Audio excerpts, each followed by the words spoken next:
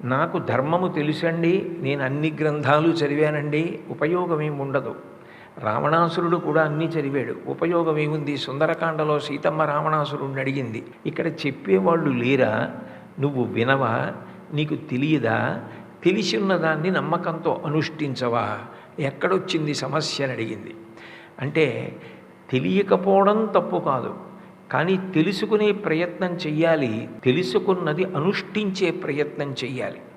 అట్లా అనుష్ఠించి ఆచారంలోకి తెచ్చుకున్నదేదో అది ధర్మము అని పిలువబడుతుంది.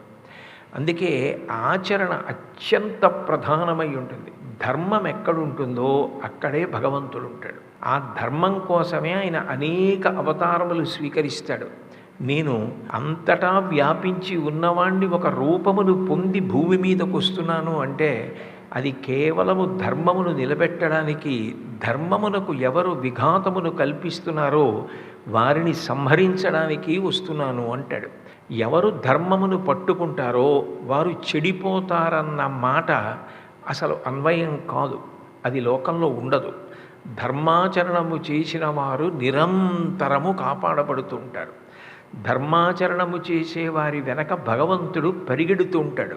భాగవతంలో ఒక మాట అంటాడు, ఎవరు ధర్మాచరణం చేస్తాడో అటువంటి వాణ్ణి భగవంతుడు రక్షించకపోతే అసలు భగవంతుని యొక్క ఉనికి ప్రశ్నార్థకమవుతుంది. అందుకని నేను ధర్మాత్ముడిని రక్షిస్తున్నాను అంటే ధర్మాత్ముడి కోసం కాదు, నిజానికి నా కోసం.